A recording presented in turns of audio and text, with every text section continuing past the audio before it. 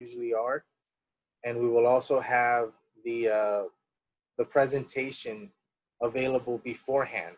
So she's going to email me her PowerPoint, and I'm going to make it available to you on Thursday. So that way, if you're following along, or if you want to view it before she actually visits our class, it'll give you an understanding of the topics of discussion, right? And then you'll have a direct link to her after class if you want to set up appointments to discuss your personal aid with her. All right. So there's going to be plenty of opportunity for you to get feedback to the presenter and to also maintain an open line of communication thereafter. Okay.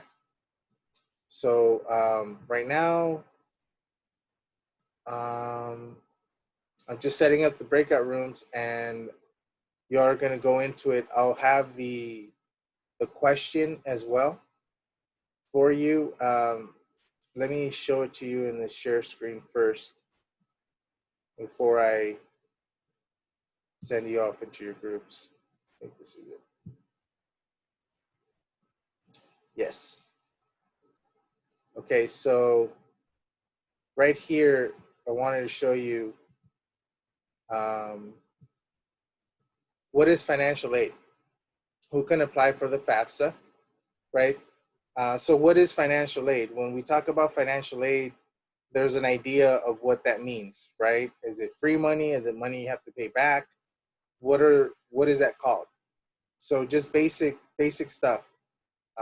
Who can apply for FAFSA? What types of aid are offered or available to you that you know about?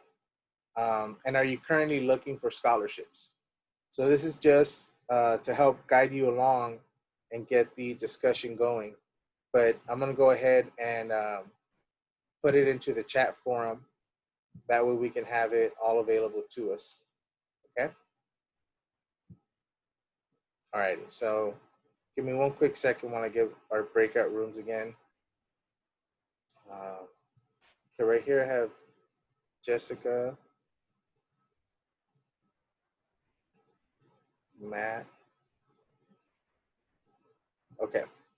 So I'll be popping into your guys' groups in a couple of minutes, all right? Broadcast a message. So,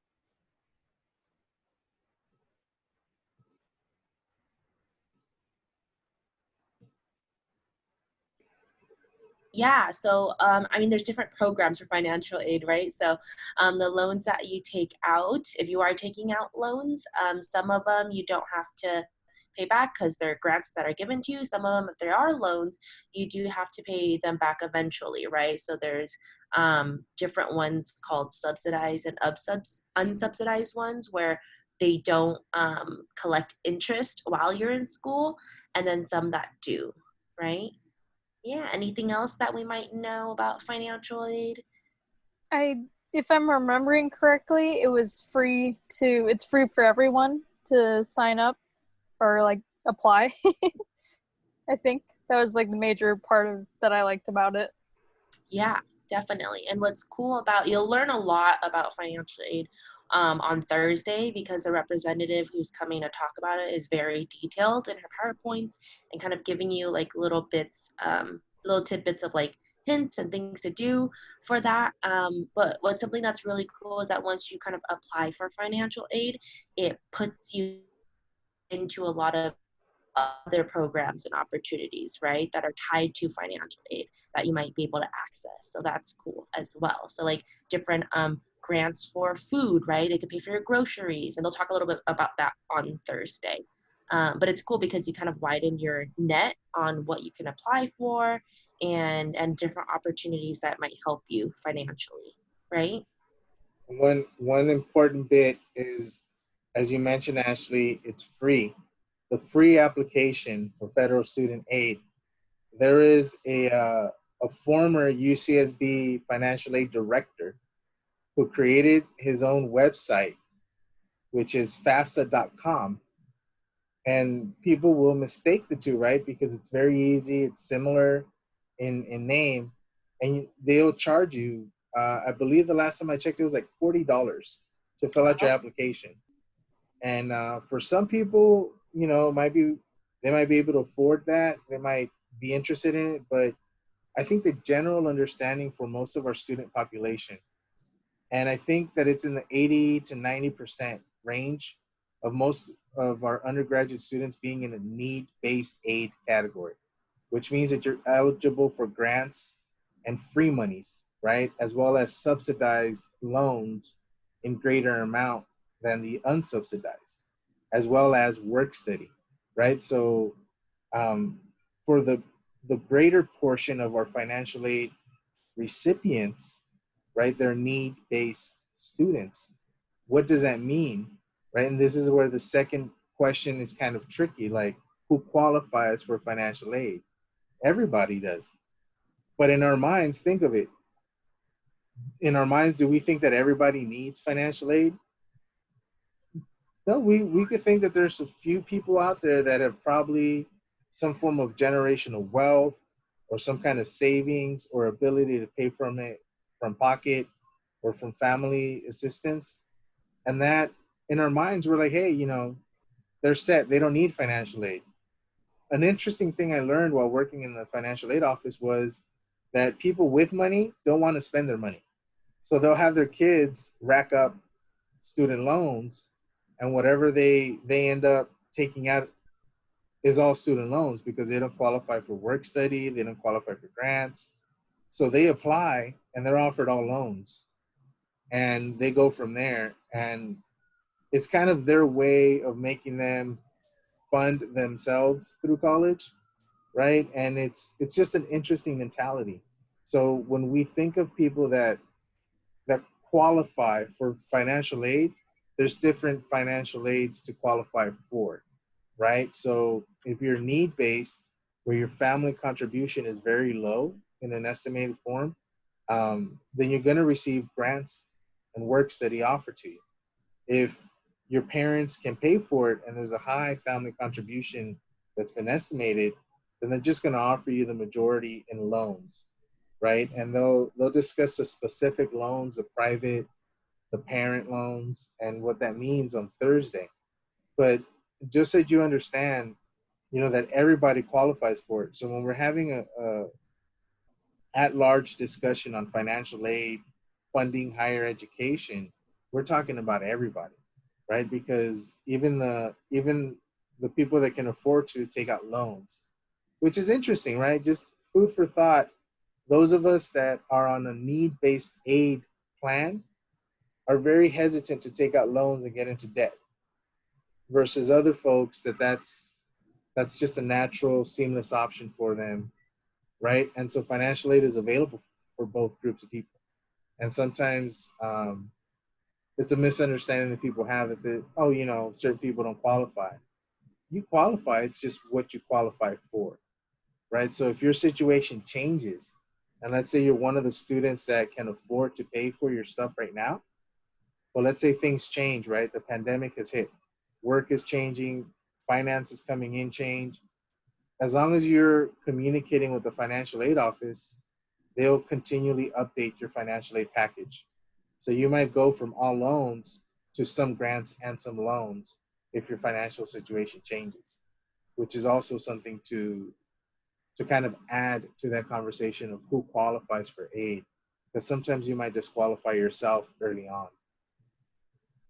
Yeah, that's a really good point to let the class know that everyone can qualify, and you can kind of see what you kind of get from the financial aid office, right? And what you can receive from them. Because even like you said, Jessica, even if you don't qualify for need-based aid money, just having a financial aid application, just in case things change down the road, it's easier for them to tweak the numbers and have your money ready in a week versus having to start from scratch with an application and then the processing deadline. And, you know, it just adds layers. So, yeah, you know, it's always best just to have an application on file, because then you can even apply for certain programs on campus. They just need to know you have a financial aid application on file. Yeah, definitely. And it's important to note that, you know, once you do apply for financial aid, you can do a combo of different things, right? Say you kind of get a grant and that, you know, amount is great and it works for you, but something else comes up and you might need to do a loan. I did that as well. So you can do like a combo of certain things that are available to you, and you just kind of want to stay in contact with the people that are there so that you can kind of have easy access to them, answer questions. And the most important thing I like to note to tell my undergraduate students is that these people who are hired to be there, these, you know, peer advisors, these mentors, they're there for you, right? They're hired by the university to help you. So I know a lot of times students and transfer students kind of are hesitant to contact, to go to their office or anything and ask questions like that, but kind of switch that mentality and think that they're there for you, right? So that you hold that power to ask them questions instead of them holding that power because it's a financial issue. And sometimes those are kind of scary topics that we don't want to, you know, bring up or kind of plan for, right? I see a lot of head nods. That's great. So did everyone, just to, you know, show of hands, did everyone already apply for FAFSA? Okay, cool. Awesome. It seems like you have. That's great. And then, Mario, can you remind me the third question in that prompt? It's not popping up. It's so funny. I sent the message to all. Yeah, it usually shows up for like 5 seconds and then it disappears and it doesn't like stay in the Did it chat. pop up in the chat? Now it did, yeah. Okay. Okay, great. So what types of aid, and then are you currently looking for scholarships? Yeah. So let's go ahead and talk about kind of, are you currently looking for scholarships? Are you kind of on that radar searching for them? And if you aren't, that's okay. Don't be freaked out.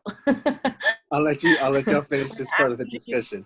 I'm gonna go check Yeah, it. we're not asking you to do everything at once, but just kind of keep that in mind. So those of you, you know, as part of that course throughout the quarter, and then just being curious, you know, about what it is that I'm learning.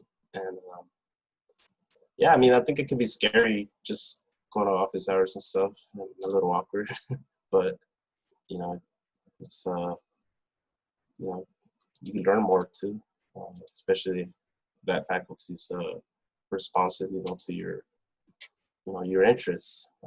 So definitely be seeking to meet faculty, graduate students, get closer. Maybe it leads to a chance to get a research opportunity. How are you guys doing with your financial aid talk? So we discussed some of the transfer resources on financial resources. And we talked about scholarships that are available to us. I think we were called what's the Scholarship Universe? Yeah. Who brought that up? Can you share a little bit? Cool.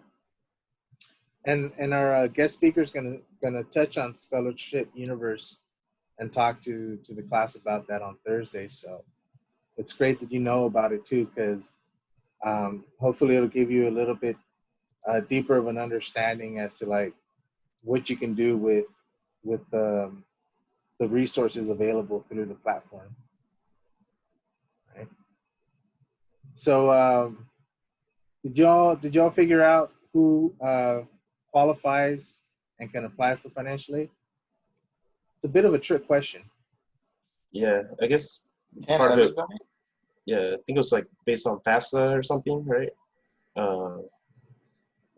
So phrased differently, who can Like apply? anyone can apply, right? Everyone can apply to FAFSA, or anyone. Right, everyone can apply for it. And the difference in what you receive is based on your estimated family contribution, right? So let's say you're in a situation where your family can contribute minimal amount, let's say even 1,000 or 2,000 based off of the application's estimates. If that's the case, they're going to offer you grants, work study, and subsidized loans before they offer you unsubsidized loans. However, if you're in a situation where it's estimated that your family can contribute quite a bit, like pay off for your school, then all you're going to have offered are unsubsidized loans, either private or through the government. Now, you might be asking yourself, then why would people apply for financial aid? Culturally, there's some people that make their kids, even though they can afford to from their family money, they'll make their kids take out loans to pay for school themselves, right? So sometimes you'll hear people that they'll say, they're on financial aid, but then you look at them, you're like, what do you mean, bro? And it's that kind of a situation where everybody qualifies. It's what you qualify for, right? So they're not taking money from grants or from need-based aid scholarships. Rather, they're dipping into the money that's available in private or unsubsidized forms, which would typically be the last ones offered to you in a need-based category. So, it can be a little bit tricky. Sometimes people think, I don't need to apply. Maybe you're in a situation where your parents can help you with school. I suggest just having an application on file, right? You don't need to take any money out. You don't need to accept any loans. You don't need to go into it. But we're in a pandemic. We're in a situation where we don't know what the next month, 3 months, or 6 months will look like, either on a health level or on a economic level, or on so many different things, right? So just in that capacity, to be prepared in case your situation changes, you have an application on file, which makes everything easier to change rather than having to start from the beginning and add 2 to 3 weeks of processing time to your application, right? So in addition to that, there's some funding available to students on campus, but only if they have a FAFSA on file. And so that funding can be available to everyone. Sometimes it's a scholarship, sometimes it's a type of a university-based loan, but they need to have a FAFSA on file in order to qualify you to receive those funds. So it's just a good practice to have it done, to keep it there, because when you go to graduate school, you're still going to need to fill out a FAFSA, and you're still going to fit under a budget It's just going to be different because the way graduate school funding works, it doesn't use the need-based aid modeling. They just straight offer graduate students unsub, sub, and work study, right? And if you're lucky to receive some kind of funding from your department or from your university, then that's considered kind of like scholarship, right? So then they start putting that into your budget, very similar to how they would for you as an undergraduate. They eliminate the loans and they bring that in. So you're always going to stay in the same budget. It's just when you go from undergrad to grad school, the types of funding that everyone qualifies for, those categories change. And so if you're thinking about the future, I just thought I'd throw that out there so that you're not like confused when you come across that material and then you're like, whoa, like where are the grants at? How come they're only offering this or that for grad school? It's just a whole different system, to be honest with you.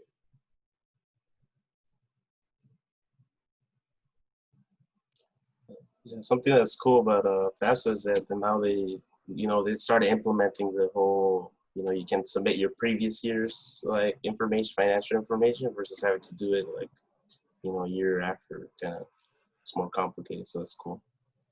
Yeah, it used to be where they were always asking for the year prior's tax returns to verify your application, and you had to get that printed and signed. I'm old enough where my parents had to like, make those photocopies, and then we sent them in.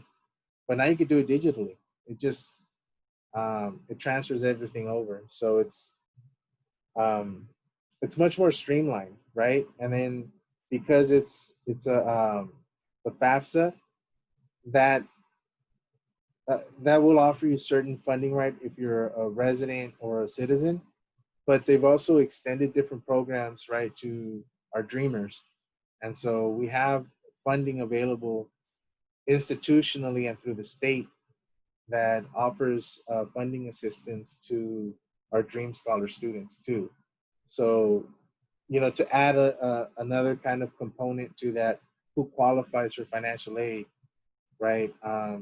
It used to be just U.S. citizens and residents, but as things develop and change, right, there's also a need for some of our non-resident or visiting scholars, if you will, to also have some funding available as they pursue their studies, right?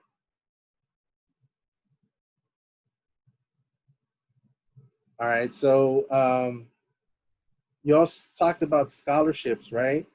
Can I ask just a quick question? How many of you have scholarships coming in? One?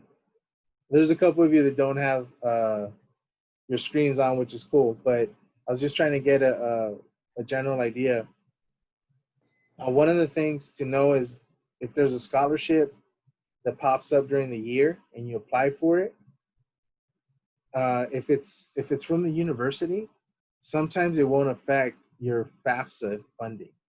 So like if you get a grant from like the Chicano Studies Institute to do a research study, that doesn't count against your budget or affect your financial aid funding. So there are ways for you to kind of navigate without receiving grant money without actually having it affect your other federal funding streams, right? It's kind of a little hustle that as a student you'll come across, but you'll find department funding when they give you grants and that type of stuff. Most of the time that doesn't affect your overall financial aid. So maybe just something else to think about. Okay. I'm gonna go ahead and move over to the next breakout room, then give you guys a couple more minutes. I copied and pasted the questions, so hopefully you guys can see them on the group chat. So could you paste it again? What was that? Could you paste it again? I don't think I see it in the group chat. Yeah. Let's see. Paste. Did it pop up there? Mm-hmm. Yeah, it's on. Okay. So maybe that's what it is. I just have to go to every breakout room I and think so. repost Yeah. it. Okay. Cool. I'll see y'all in a bit. Hey, Mario. Hey, Matt. We covered it We're having all. a crazy time with the Zoom. Oh, no worries. How are y'all doing with the financial aid talk? Good. Was that a good I heard? It wasn't very overwhelming, but I think we covered it. Yeah. It's That's it's not the most impressive topic to talk about, Mm-mm. right? Like when you hear financial aid, don't you just start jumping up and like, yay! We talked about it. There's a lot of like free money, right? Like there's a lot of opportunities out there to get and take advantage of different resources. So we talked about that for a while. We talked about different food and housing resources and stuff too. So it's good. And then one thing that I've been talking to the other groups about is who qualifies for funding, right? And in short, everybody does, right? Even if it used to just be that it was U.S. residents and citizens, but now there's some programs available for our Dream Scholars, statewide, institutionally. There's money available for our students, our visiting scholars, if you will. So those students that in the past weren't allowed or weren't qualified to receive funding under new terms, especially in our state, would qualify to receive some money. So you know, there's always the smaller programs that kind of identify you in one way or another, right? Like if you're a part of a demographic of students in one area, you know, they'll offer you money if you're need based versus, you know, if you're just accepting financial aid for loans. There's students out there that could very well probably pay, you know, from family money their school, but they don't, and they're made to take out loans to pay for themselves. So students in those situations qualify. Um, let's say you're in a situation where you can't pay, but you're like, I don't need to apply for FAFSA. Well, that can actually work against you down the road because there will be some programs or applications that you want to apply for that you would need to have a FAFSA on file in order for them to give you your money, right? So if it's a scholarship, they would need for you to have a FAFSA on file to report the money sent to the financial aid office. And so if you're still on the research side of things, right?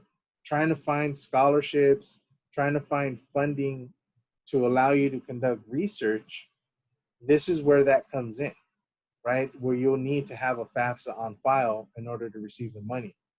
And there's a couple of other ways to get additional money that doesn't actually affect your FAFSA application, right? So if you're getting a small grant from your department, that could be a situation where that money pays to you, but doesn't affect your financial aid equation and the grants that they're offered.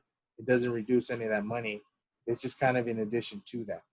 So there are ways for students to find additional money to help pay or subsidize their school costs without having to increase loans.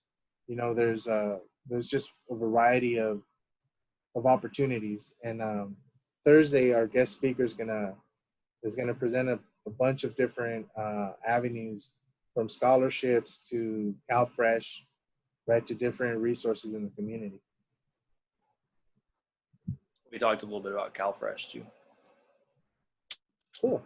And AS Food Bank, right? And yeah, we Yes, did cover a lot of stuff. You came in right at the tail end after we had no, that's done. great. We're talking a little bit. You might know more about this, but are transfer students guaranteed housing this year? Housing is still kind of up in the air from what Yeah. I know. I think transfer students are guaranteed housing if they choose to take it, but when they allow students to move in and how students are allowed to move in, I haven't heard anything specifically on. It's Anybody, we has were talking anybody about. registered for like dorm living? I was registered, or I don't know, maybe I still technically am, but they're not guaranteeing it this year, like to transfer students. I don't know about freshmen are more likely to get it, I guess, but I don't think they're really guaranteeing housing to transfers. Yeah, what happened with me was I applied for it and then later I got an email and they were like, they asked me to fill out a survey. And basically the questions were like asking about how like crucial it is that you have housing. So the questions were like, do you have a backup plan? Like, do you need housing or do you not need housing? So I said I would like housing, but I have other accommodations, so like I can live with my family for the fall or like find other like independent housing. And so later I got another email that said I'm not qualified, so I'm not gonna get housing. So I think they're just trying to figure out who to prioritize housing to. Yeah, it sounds like housing is limiting the amount of students, right, living in quarters. So you're right. That's what I was imagining was going on, some kind of prioritizing of, and typically transfer students have a lot of housing options because you can even live in the graduate student housing. In the past, uh, there's been plenty of apartments available um, that aren't in the undergraduate dormitory community. So it would be living like with graduate students that are currently enrolled at UCSB. So it's a whole different community of interactions as well.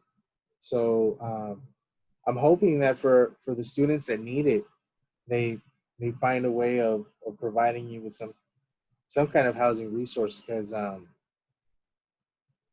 pandemic aside, one of the things that our college systems are suffering from is anywhere from 10 to 20% homelessness rates from our students. And so housing in itself is an issue that is constantly being discussed and talked about in form of access, equity, and availability. So if this is something that you need, if it's something that you've been rejected, um, there you can continue communicating and expressing that you're in need of this resource. So at some point, if they flex how many students they allow back on campus, or if for whatever reason they change their minds, then it'll have you at the top of the list. You didn't break away and say never mind, but it sounds to me like you were told we're not going to offer you housing for now. So usually what happens then is they keep those people that they didn't offer housing appointments to. They keep a list of you, and then as housing opens up, they'll circle back and start offering you housing. So there might be students that reject their housing, or there might be students that end up leaving at some point in the year, and then their housing space becomes available.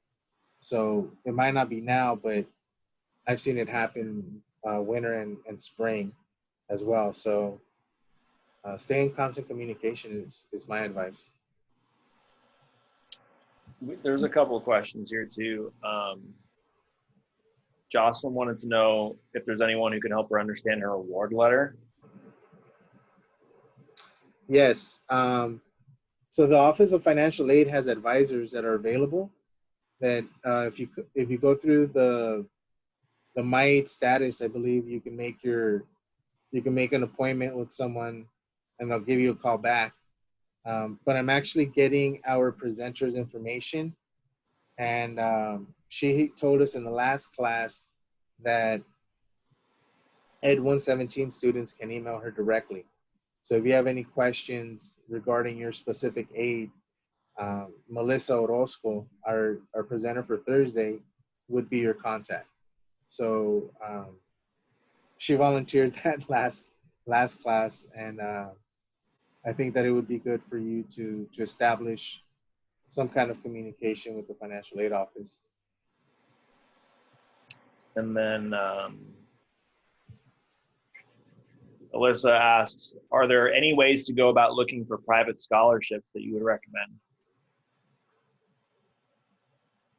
Private scholarships, we call that extramural funding, right? So one of the things to start picking up on is a different wording that we use for the same things. Like instead of saying scholarships, we'll say extramural grants, stipends, intramural.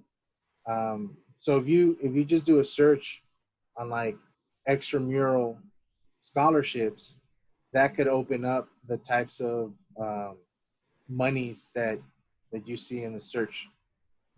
Before they used to be like a monster.com, but I basically think that's what Scholarship Universe has done for us at UCSB.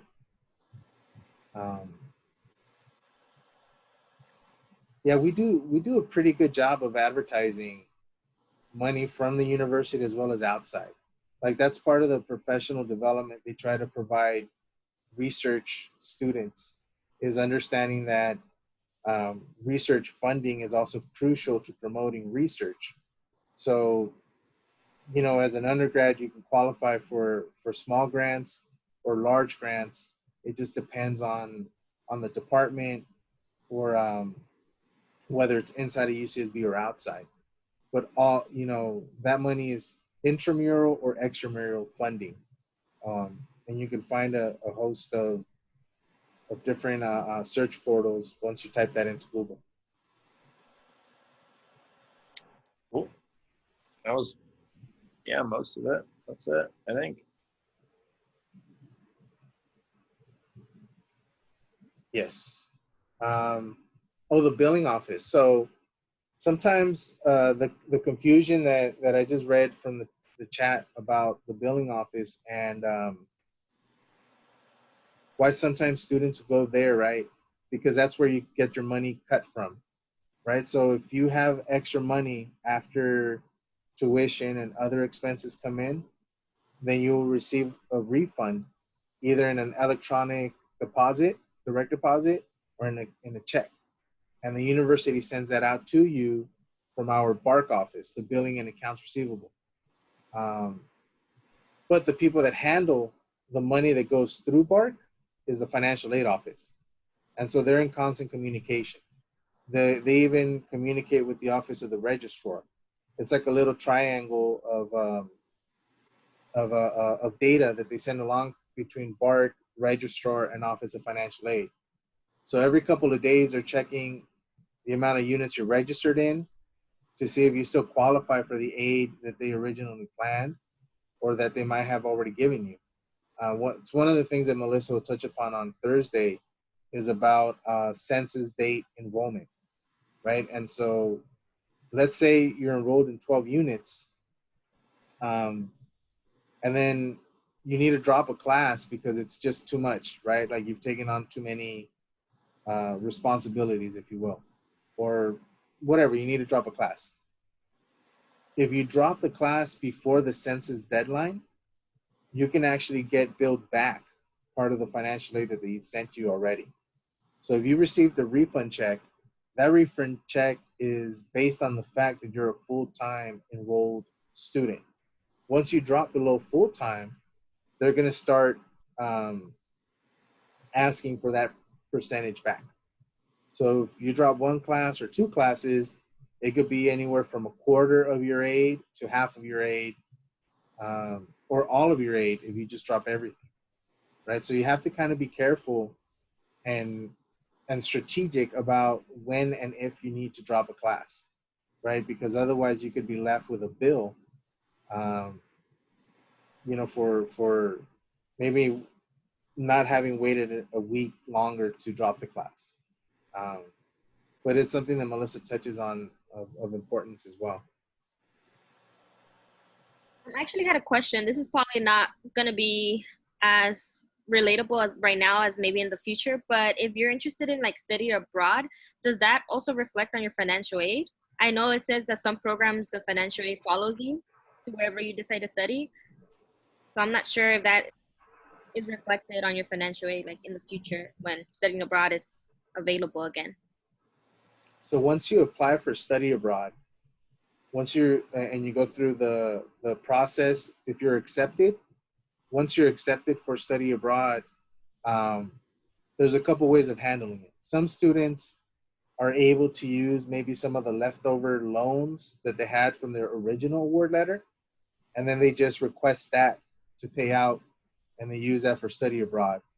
The other way that you do it is you take the study abroad acceptance letter to financial aid and you let them know that you need a student a request for budget increase. It's called a SRFBI, SRFBI, student request for budget increase. And again, your financial aid is constantly being analyzed. And if situations change, like your education opportunities, and now the expense is higher because you have to travel, because rent might cost more, because of whatever other expenses associated, that's something that the financial aid office can help find you an increase in money for, or help you strategize to use your current financial aid packet for. You can get information from Travel Abroad to see if they can give you information on pricing for different programs. And then you can begin a conversation with financial aid on maybe how to strategize the money you have now and merge it with some of the resources they'll talk about, like CalFresh and some of the other local subsidiaries as well. Does that help, Jocelyn? Yes, thank you. No problem. Seems like for being something as not exciting, right, to talk about, there's definitely a lot to talk about when we're mentioning financial aid, right? It's like I remember working in the office and telling one of the managers, like, it's the presentation that nobody wants to give because you're boring yourself, but it's the presentation that everybody needs to hear because of the information and how crucial it is to any part of your educational journey, whether it's study abroad, whether it's UCDC, whether it's any of those opportunities, right? You want to be able to explore your financial opportunities as well. So you don't want to limit your future career by not asking a couple of questions at the financial aid office to see if they could help fund study abroad or UCDC, right? Check the time. I'm gonna go ahead and bring us back to our larger class for a sec, okay?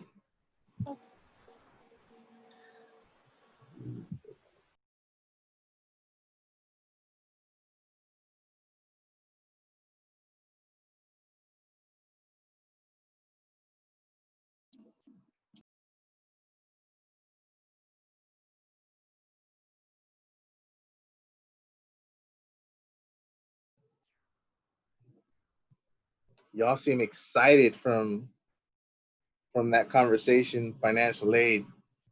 Seems like it sparked you all up a bit, a shot of caffeine to the veins. I was just mentioning in Matt's breakout room that when I worked in the financial aid office, I was like, this is the presentation no one wants to give because it bores you to death while you give it. But it's also like the most important presentation for students to hear, right? Because it just interacts with every aspect of their educational journey. So trying to find ways of making it relatable requires a unique skill. And I'm glad that Melissa is in charge of of our class presentation on Thursday because she graduated in 2019. So in terms of her knowledge of recent programs and how they're developing, you know, it's right on. It's right there, right? She's not that far away also from having been a student. And that's important to understand.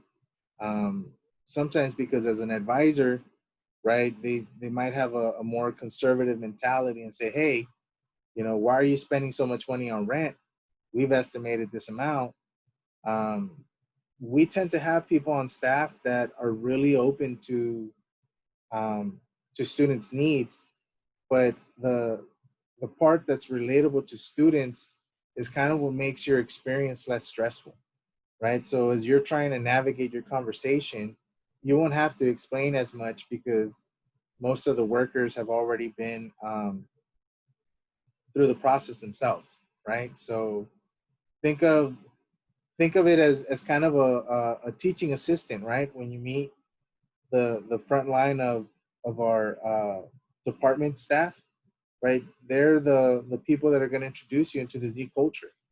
They're going to talk to you about things that you didn't know. They're going to introduce you to words that you're like, where'd that come from? What does that mean? And it's kind of how the community on campus operates, right? We always have this steady progress in peer-to-peer assistance and management, right?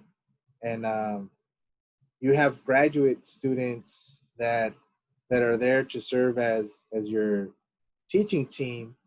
But if you so choose, I'm sure you could strike up a friendship, maybe even a mentorship from one of these teaching assistants long term, right? And that's kind of something you can always do with people in these departments as well.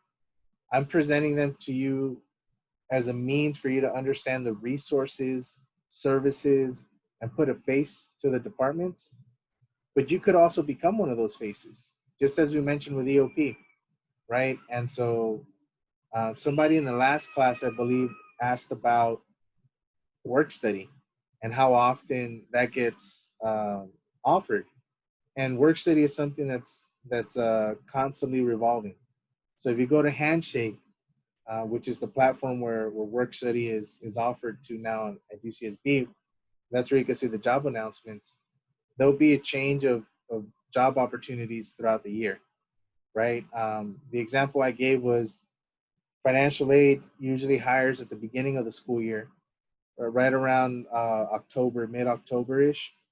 They have their applications for employment. They are work study also. But then a department like EOP, which we met Angie and she talked to us about peer mentors and all that, they don't hire until the spring quarter, right? So those job postings wouldn't come up until later on after fall. And so that's something that you just have to remind yourself to constantly be monitoring. It's similar to anything that's a necessity or a priority, right, in our lives. We just keep it in quick refresh, and then hopefully a different opportunity pops up that's more in line with your professional development. To that point, you can also, if you find of a internship or an opportunity offered in the local or extended community, if it's not currently a work study program, there might be a way to have it brought in so that now you can expand the opportunities for work study employment at UCSB, right? So this tends to happen, and I just throw it out there because every once in a while, a student will run into a great avenue of work where they can put some direct application to what they're doing as an undergrad at UCSB, and that money could run out, or that money might not be available. But if you're able to hook it up with your work study, then the employer only has to pay for half of your paycheck, right? So your $2,000 that you get from the government is actually $4,000 that gets paid out to you, because the other side of the deal is the department paying from their pocket. So these are little bits of pieces of information that sometimes are not brought up on like the day-to-day, that hopefully we can get some discussion out of our presenter on Thursday for, right? So y'all had orientation, you'll all have your personal discussions and meetings with them about your aid, but there's going to be some stuff brought up in between that you might not have heard about before, right? So you can do one of a couple of things. If you have a chance, prepare for the presentation. I'll have the PDF available to you on Gaucho Space. Or if you can't make it, just watch the video, because it's going to have the presentation on there as well. I'll send you an email. You'll have it in email, you'll have it on Gaucho Space, and you'll have it in the recording, right? So if at any point you need to reference it, that financial aid presentation will be available to you in 3 different ways. Okay. Let's see. Do y'all have any questions? Any points that came up across your breakout rooms that maybe you guys would like to touch upon in larger discussion?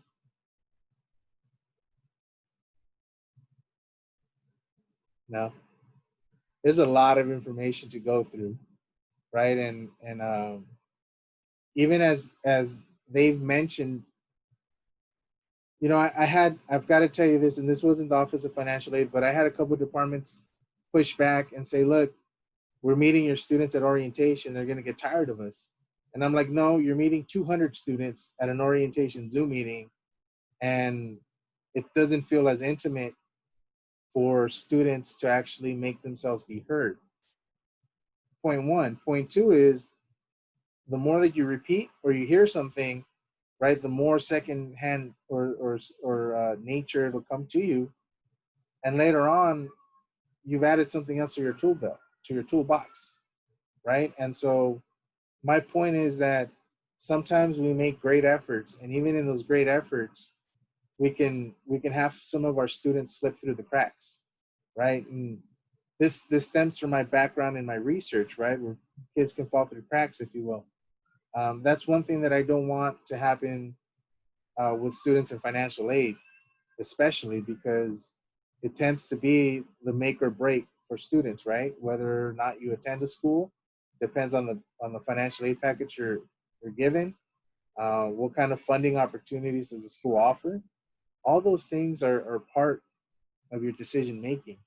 So, I've gone to bat with a couple of these departments, and they've eventually agreed to join. And so I'm just glad that you all are getting extra attention from them, because while you might sit there yourself and be like, man, I already heard them talk about this. Yes, you did, but have you personalized that conversation that you heard them talk about, right? Like, how did that conversation apply to you at orientation?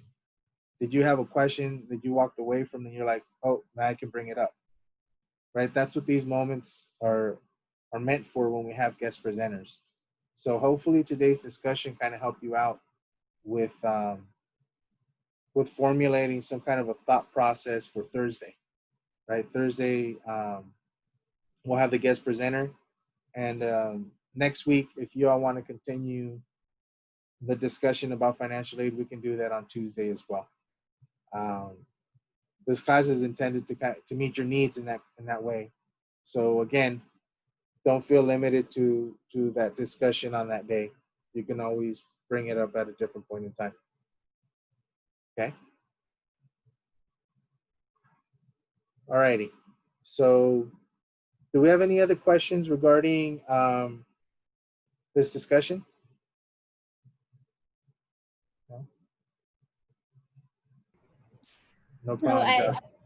I was just gonna add that at orientation, like, you mostly ask the questions through the chat, so it's not that helpful. But when you have like that verbal answer for your questions, it helps more, I feel. You're right. And I mean, as much exposure as we can give students, I think, is what we're trying to do, because typically we just say, hey, our doors are open, students can visit us whenever they want, but we don't have doors to open right now, right? We're in our homes, so to speak. So it's not, you're right, it's not the same. And that was my point that I was trying to make.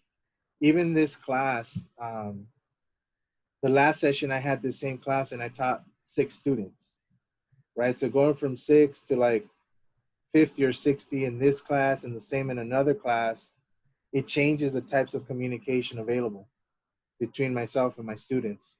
And so it's something that I need to adapt to, something that I need to work on. And so if I'm doing it, then why shouldn't they? They've got more money than I do to make changes, right? I'm just trying to figure it out off of what they suggest sometimes themselves. So, you know, I'm bugging them and asking them questions probably more often than you all are. So that's why I invite you all to just continue asking questions, continue getting clarity. Don't ever think you have a quote unquote dumb question or think that you're inconveniencing somebody. These people work for student affairs. Like your title, your role highly depends on them receiving a paycheck. Right? So they're there to serve students, and that's something that you should remind yourself, and maybe every once in a while we have to remind them.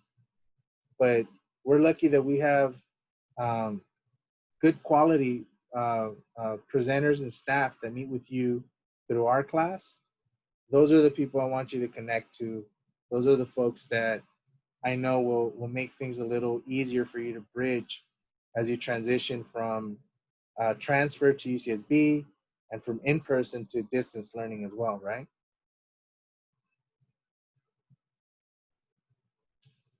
One thing I wanted to mention about class before we break for today, actually two.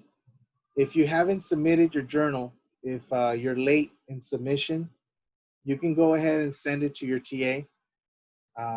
I've been getting a couple of emails every day about late submissions, and so I just decided to handle it in class so everyone could hear. Don't hold back on submitting your journal, because then you get no points, right? If you submit it to us late, you know, that's between you and the TA and the discussions you have on why it's being turned in late, right? So you can at least receive partial credit versus no credit. And again, this is great practice for next time you're in a situation similar in a different class. I'm being a little lenient. Most professors might not allow for you to do late submissions, so I understand why you would reach out and let us know. I'm telling you, do that. Just make sure you reach out to your TA, because they're the ones that are in charge of uploading your direct grade. Okay. The next thing, the master plan assignment. Someone asked me when that would be available. That'll be available next week. So your final paper, final project is going to be available next week. So you'll have 2 weeks to have the prompt with you to prepare for your presentation upload, right? And then we'll have class where we can set some time out to discuss any questions you might have regarding your master plan. Are there any other questions class related?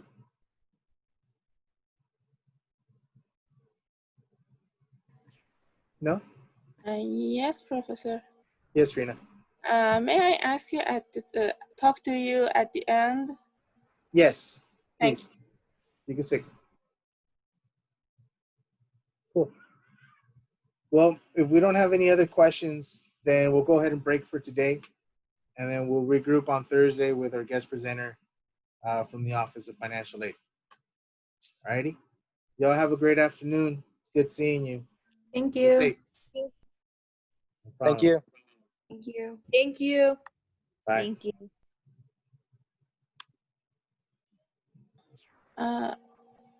Professor. Well, there you go. Huh. I'm sorry, I was trying to pull you out from the breakout room, and for some reason I wasn't able to. I'm sorry I missed our session Friday. I've been working on some family. Oh yeah, that is totally fine. I mean, I just sent you an email that I was there, but because I wasn't able to get into, I stopped waiting. So I said I may be, if you let me, I will talk to you at the end of the class. I mean today, if you let me. Oh yeah, no, I have time. Again, I apologize. I just saw your email today because I'm just catching up to some of those emails. So that's totally understandable. what Professor, I have can I help you with? Professor, I have I mean I have 6